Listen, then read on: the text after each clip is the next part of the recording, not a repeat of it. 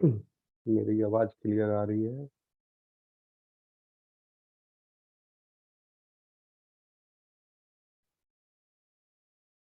Hello.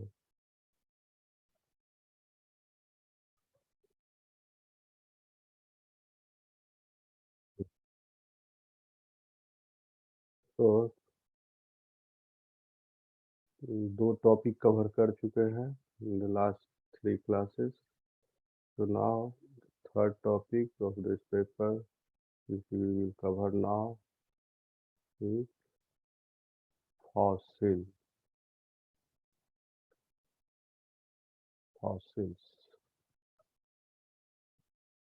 How they are formed.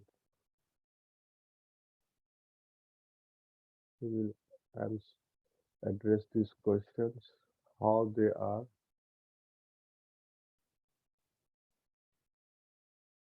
formed and how they are dated. ये date का मतलब है कि उसका उम्र निकालना, उम्र।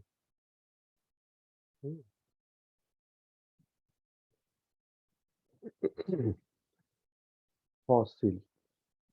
और इसमें हम लोग पढ़ेंगे वाटर फॉसिल्स।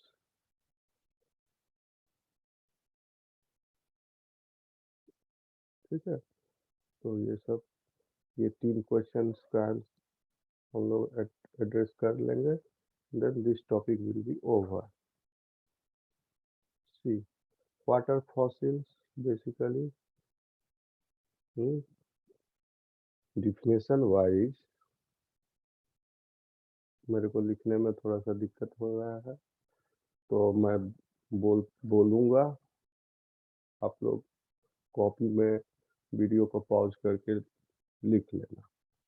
ठीक है, तो क्या है फॉसिल? कोई भी प्रिजर्व्ड अवशेष, इंग्लिश में बोलते हैं उसको रिमेन्स। रिमेन्स कैसा रिमेन्स? Preserved remains. ठीक है, एनी प्रिजर्व्ड रिमेन्स या इम्प्रेशंस, कॉमा देके लिखना, इम्प्रेशंस और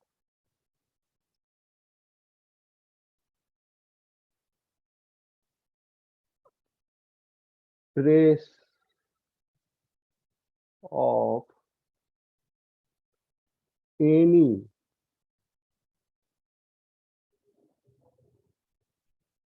क्या बोले हम? Fossil, water fossils. Fossils are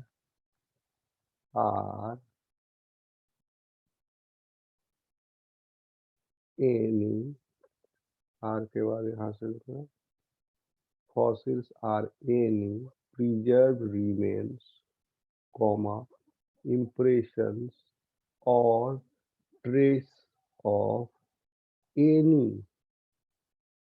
ठीक है, इसका क्या any? once living, कभी जीवित रहे हुए living thing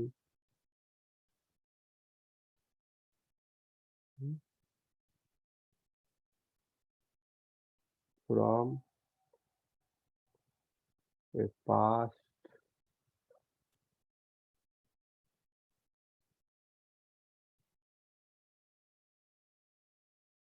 geological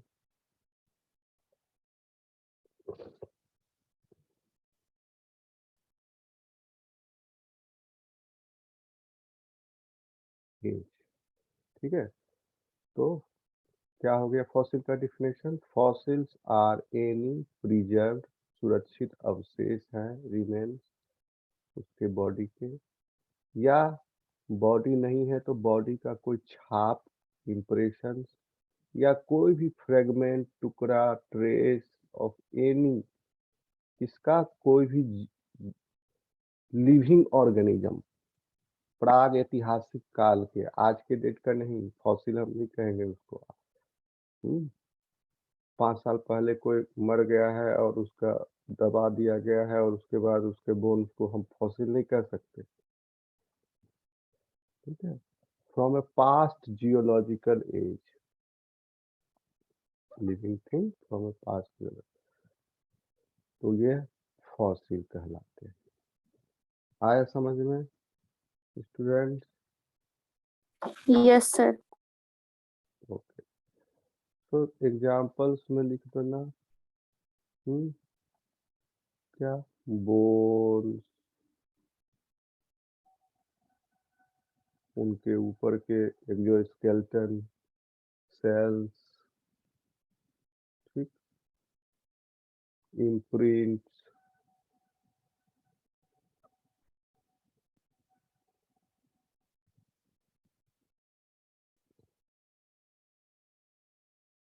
ओके, पूरा डायनासोर का बाल, नहीं डायनासोर में बाल थोड़े था, सॉरी सॉरी, हेयर,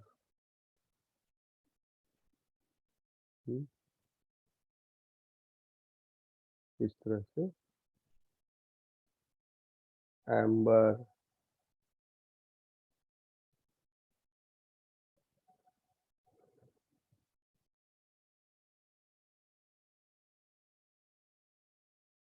गोल,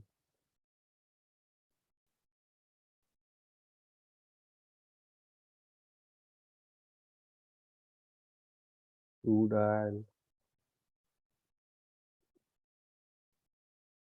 ये सब एग्जाम्पल है, बहुत सारे एग्जाम्पल, ठीक है। तो अब देखिए ये लिविंग थिंग कौन कौन से हो सकते हैं? प्लांट भी हो सकता है,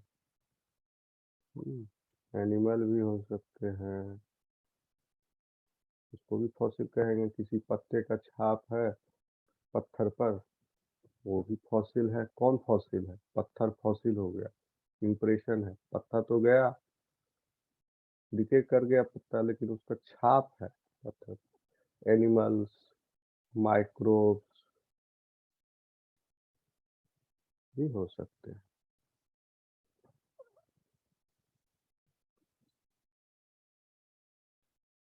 ठीक। तो फॉसिल का definition is over. Now the question number 1, ये जो है हाउ दे आर फॉर्म, इसको हम लोग आंसर करेंगे। हाउ दे आर फॉर्म, यहाँ तक क्लियर है students? Hello?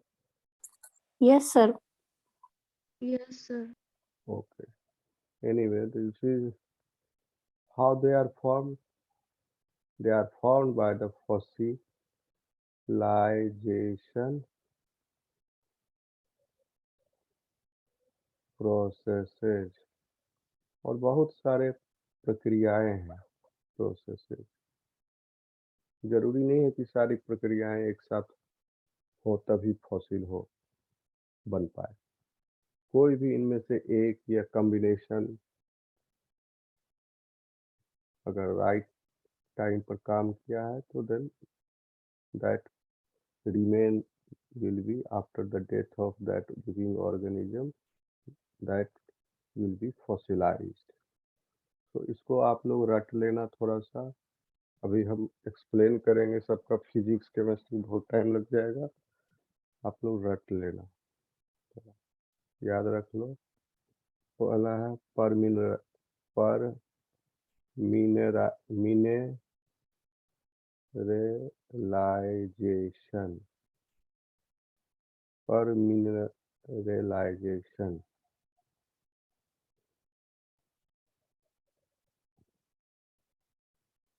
Cast and moulds,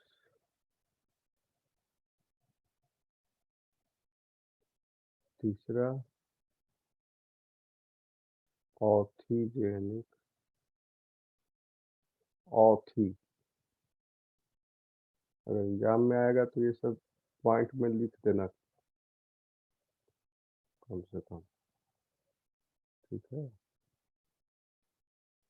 ऑर्थी sir.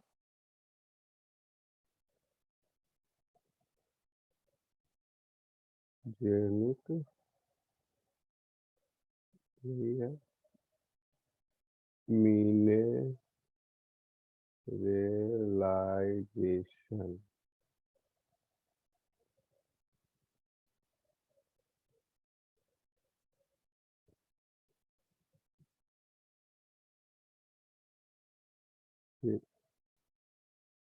Replacement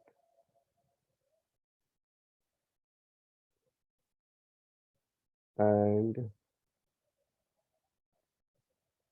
recrystallisation.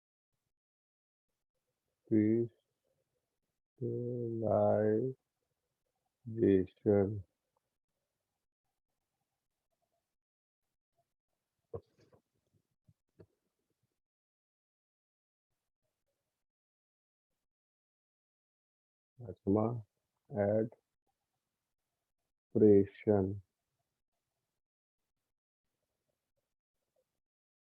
यानी है ये कंप्रेशन,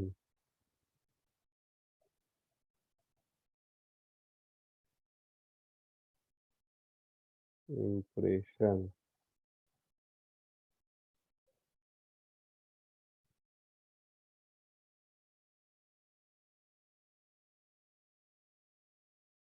या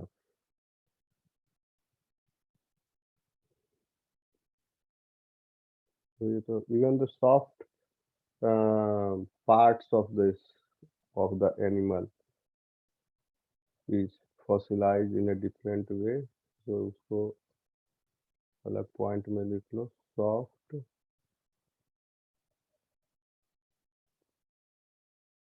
टिश्यू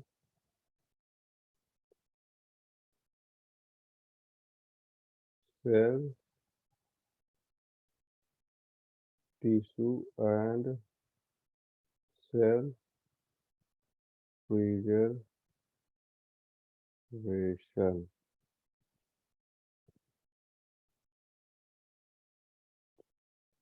ठीक जी।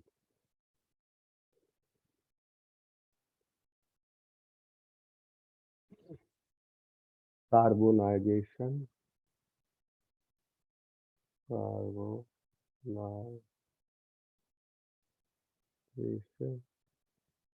एंड कोलिफिकेशन।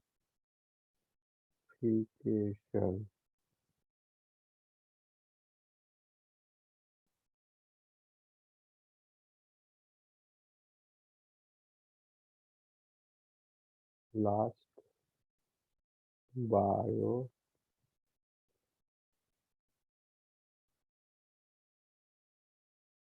बायो इनोवेशन,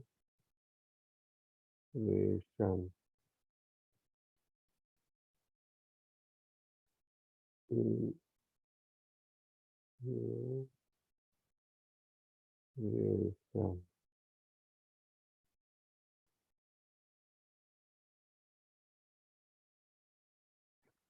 ठीक है, ये है आपका प्रोसेस फॉसिलाइजेशन के, ये सारी प्रक्रियाओं द्वारा हाउ दे आर फॉर्म, कोई एक या इनमें से कॉम्बिनेशन या कई सारे। ठीक, अब इसके बाद हम इस टॉपिक में थर्ड क्वेश्चन जो है उसको आंसर करेंगे, जो कि थोड़ा साइंटिफिक है। ये हाउ दे आर डेटेड, ये इंटरेस्टिंग भी है, ज़्यादा आपको जान लो अच्छा रहेगा। ये मैं एक्सप्लेन करूँगा ताकि आप समझ जाए कैसे उनकी उम्र निकाली जाती है। इतना 1000 साल पुराना है, इतना लाख साल, इतना करोड़ साल।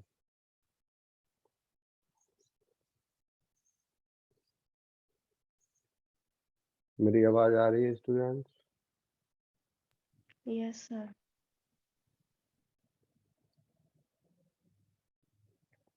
देखिए, पहले जब साइंस का उतना नहीं था विकास हुआ था, तो geologist used to do relative dating. हाँ, आज भी करते हैं relative dating, but that time they were absolutely dependent on this only. But today, as the science has progressed, we are able to do successfully absolute dating.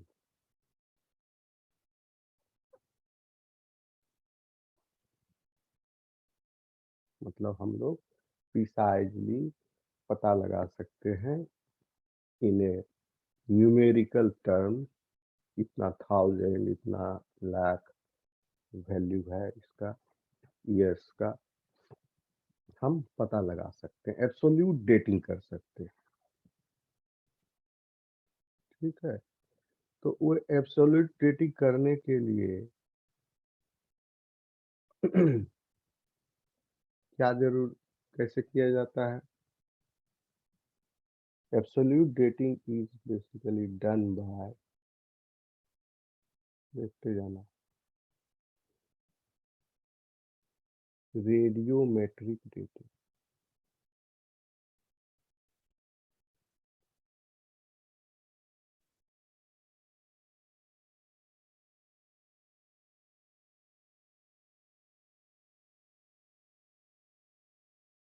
Radio active dating, radiometric dating. Metric means हम नाप रहे हैं, metric radio active DK के आधार पर।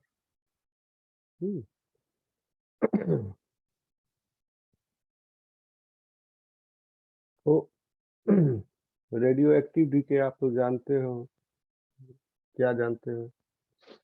जब neutron टूटता है तो proton plus electron plus energy,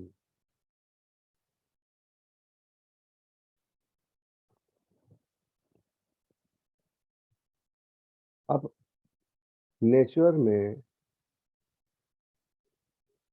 हमारे जितने भी एलिमेंट्स हैं वो सब they are found in different isotopes. Elements are defined by the atomic number, and the atomic number is the number of proton. So number of proton, this number of proton, suppose all these living ये सारे living organic matters जो हैं, इसमें carbon बहुत ज्यादा है, carbon, हाँ carbon बहुत ज्यादा है। तो चलो कार्बन एलिमेंट को लेके चलते हैं, जिसका एटॉमिक नंबर है 6। That means in its nucleus 6 protons are there. ध्यान से समझना। हेलो, आवाज आ रही है मेरी? Yes, sir. ओके, 6 प्रोटॉन है कार्बन में के न्यूक्लियस में। ओके, बट और अगर 7 प्रोटॉन हो जाएगा तो कार्बन रहेगा ही नहीं, वो हो जाएगा नाइट्रोजन। और 8 प्रोटॉन हो जाएगा तो चेंज हो जाएगा, एलिमेंट का नेचर ही वो हो जाएगा ऑक्सीजन। तो 6 प्रोटॉन जो है न्यूक्लियस में, that define it as a carbon. लेकिन न्यूक्लियस में न्यूट्रॉन्स भी होते हैं। न्यूट्रॉन की संख्या प्रोटॉन के लगभग बराबर होने की जैसे होती है, लगभग, लेकिन कम ज्यादा हो सकती है। तो न्यूट्रॉन्स कई सारे नंबर में, जैसे कार्बन में क्या पाया जाता है कि नेचुरली अकरिंग कार्बन जो है उसमें in some carbon 6 neutrons are there, in some carbon 7 neutrons are there, okay, and in some carbon 8 neutrons are there.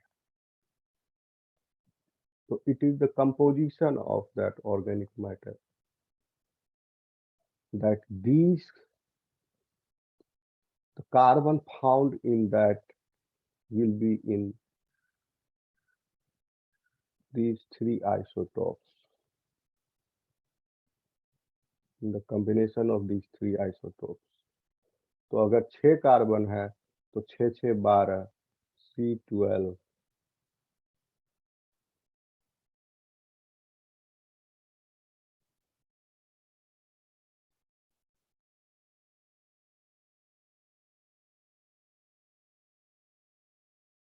7 carbon neutrons है तो C13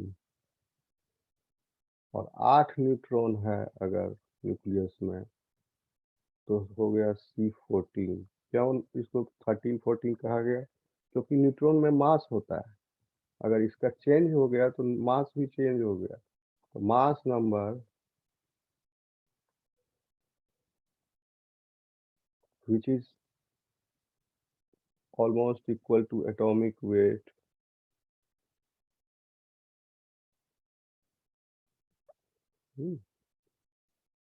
or molecular weight is equal to proton, number of proton plus number of neutrons।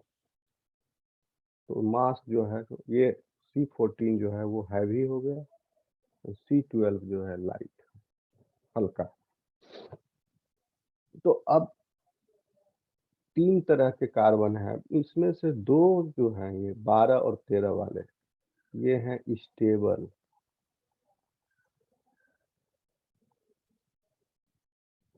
Isotopes. इनको क्या कहते हैं? Isotope. C12 and C13 are stable isotopes।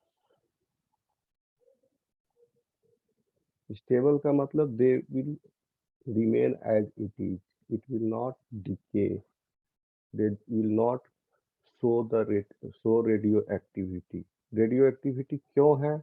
क्योंकि imbalance हो गया है, प्रोटॉन का नंबर और न्यूट्रॉन का नंबर ज्यादा। देखो यहाँ 8 है न्यूट्रॉन की संख्या, प्रोटॉन की संख्या 6 है, तो इस इम्बैलेंस की वजह से neutrons will decay, so the neutrons will decay, then इसमें ये C14 जो है ये अनस्टेबल, ये हो गया रेडियो एक्टिव आइसोटोप। ठीक, अब ये this will decay, so what it will become, पहले ही बताए थे, neutron will decay into proton and electron. एक न्यूट्रॉन डिके हो गया इनटू प्रोटॉन, तो अब क्या बन गया इसका? प्रोटॉन हो गया 7, तो ये बन गया नाइट्रोजन, क्योंकि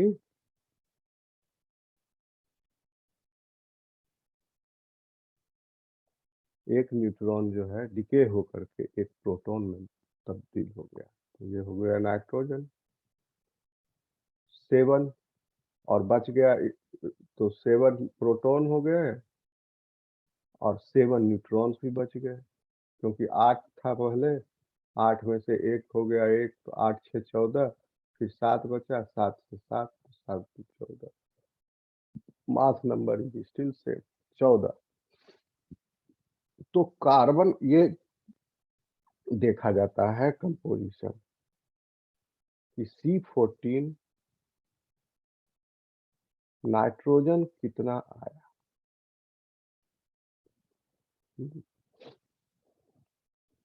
ओके, तो इसके आधार पर इसका रेडियो एक्टिविटी हाफ टाइम से इसका निकाल लिया जाता है।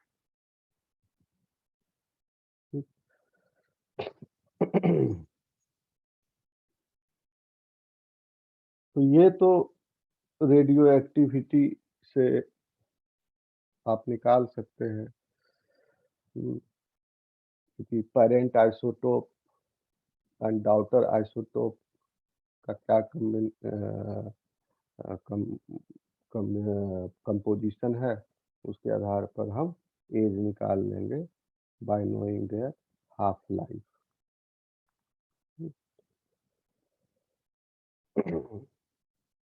लेकिन इसका लिमिटेशन है। चलो समझ में आ रहा है this clear? Yes, sir. Yes. इसका लिमिटेशन है। क्या लिमिटेशन है? जब कार्बन आप बिलियंस ऑफ ईयर्स का पता नहीं लगा सकते, क्योंकि कुछ हजार लाख साल में कार्बन सारे नाइट्रोजन वो में बदल जाएंगे डिके होकर, तो फिर वो स्थिर हो गया क्लॉक, उसका बंद हो गई घड़ी। तो पुराना अगर सैंपल है वो और भी ज्यादा पुराना, तो आप नहीं पता लगा सकते, एक पीछे टाइम पॉइंट तक ही वो जाएगा। तो मैं पहले लिस्ट बना देता हूँ क्या क्या मेथड है, इसको भी आप याद कर लेना। तो ज़्यादा सही रहेगा कि हम एग्जाम में आएगा तो सीधा यही लिस्ट लिख देना, हाउ दे आर डेटेड में। सबसे पहला नंबर 1 जो अभी हम पढ़े, रेडियो कार्बन,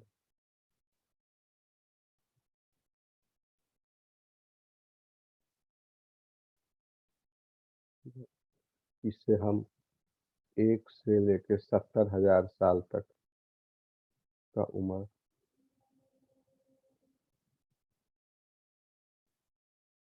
निकाल सकते हैं। क्या इससे हम डेट कर सकते हैं radio carbon organic material,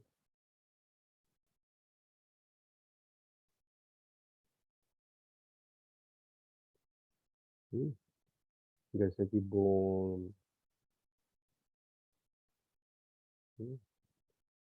sales, charcoal, etcetera. क्या प्रोसेस है?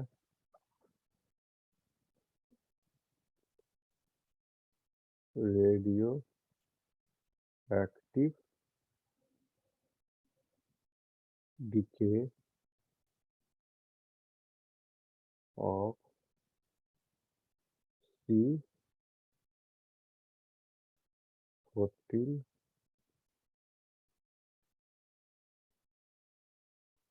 in organic matter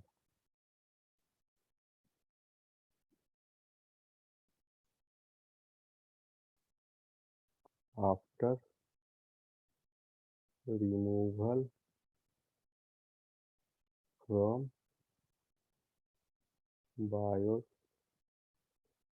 मतलब डेथ हो गया उसका और उसके बाद फॉसिलाइजेशन का प्रक्रिया शुरू हो गया।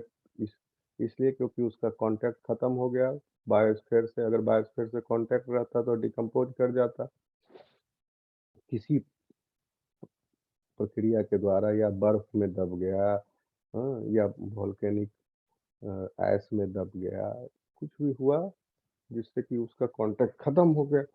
उसके बाद उसमें रेडियो एक्टिव डिके जो है हो रहा है।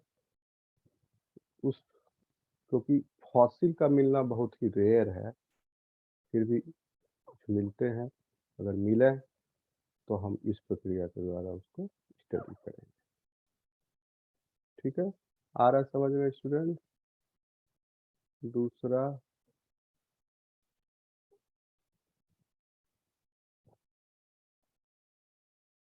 Hello Yes, sir. Yes, sir. Potassium argon dating, क्योंकि इसका हाफ लाइफ बहुत ज़्यादा है पोटेशियम आर्गन का, तो इस पे हम 1000 बिलियन, पूरा लिख लो, बिलियन साल तक भी देख सकते हैं, billion years.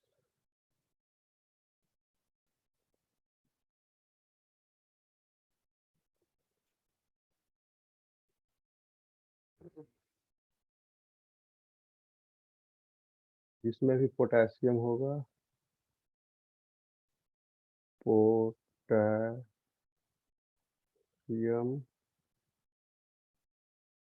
Bearing mineral. Potassium तो लिविंग ऑर्गेनिज्म में भी है, लेकिन उसके लिए तो ये आसान है।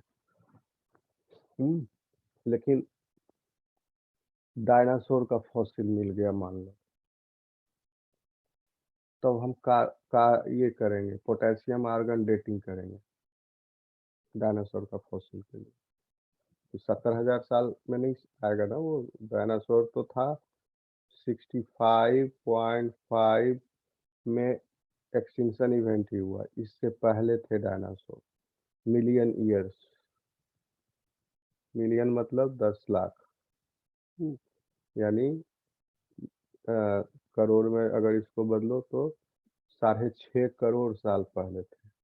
ये तो 70,000 ही है, डायनासोर अभी से 6.5 करोड़ साल पहले थे।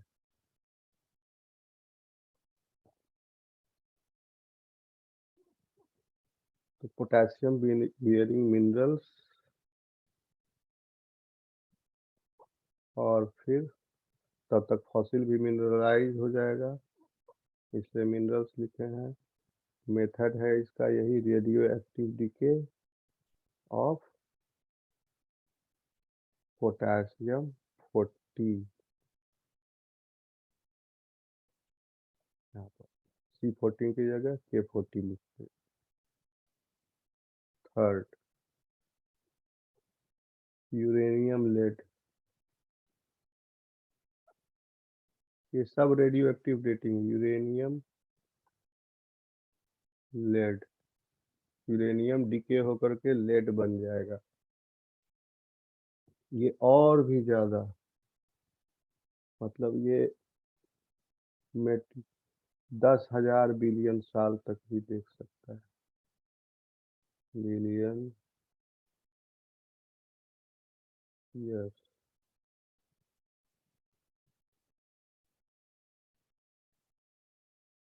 और यूरेनियम बियरिंग मिनरल्स,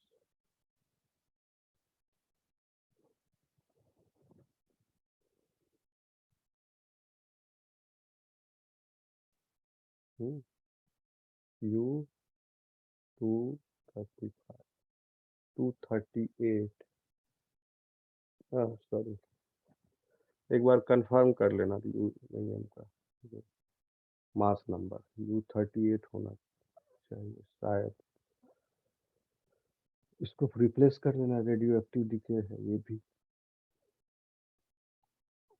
C14 की जगह ये। चौथा,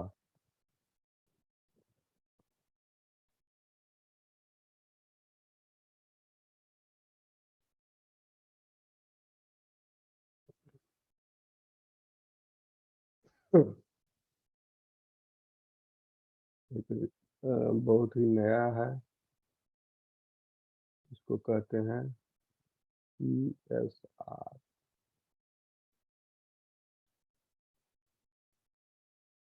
इलेक्ट्रॉन स्पिन रेजोनेंस।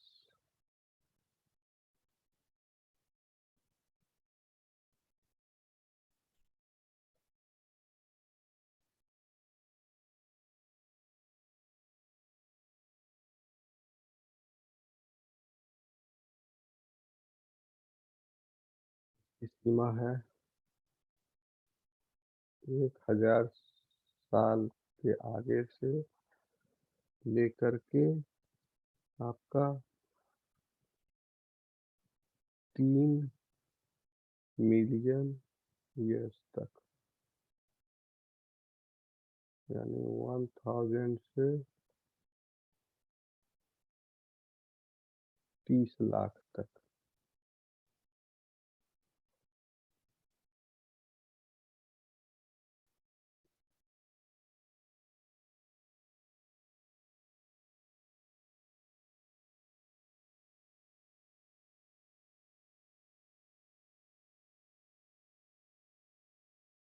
ठीक?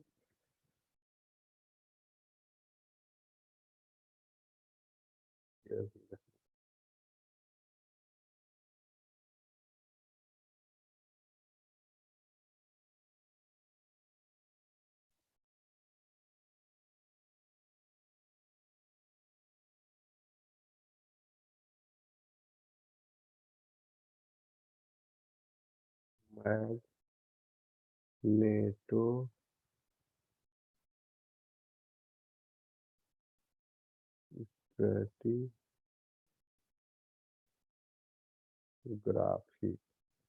मैग्नेटोस्ट्रैटिग्राफी, इसके द्वारा भी हम एज पता लगा सकते हैं। और इंटरेस्टिंग है, 20,000 बिलियन ईयर्स का भी, क्योंकि क्या होता है कि अर्थ का मैग्नेटिक फील्ड जो है, अर्थ का अभी क्या है, आप लोग जानते हो ये कि नॉर्थ जो है हमारा और south pole, north pole south pole, इससे थोड़ा हट के है north pole of north magnetic पोल,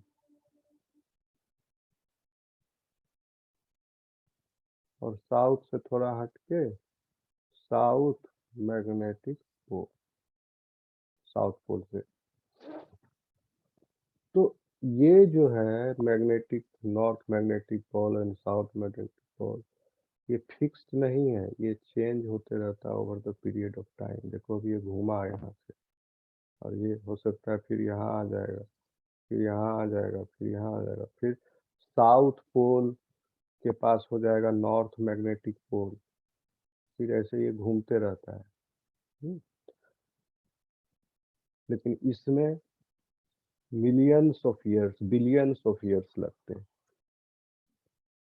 तो पत्थर जो है किस जमाने में फॉर्म हुआ है, उस जमाने के हिसाब से उसका मैग्नेटिक जो है अंदर में मेजरमेंट किया जाता है उसके पार्टिकल्स का, उसका मैग्नेटिक अलाइनमेंट किस तरह से है, और उस आधार पर पता लगाया जाता है कि फिर उस ये रॉक जब बना तो उस समय अर्थ का मैग्नेटिक पोल किधर था उस रॉक से, then you conclude the as.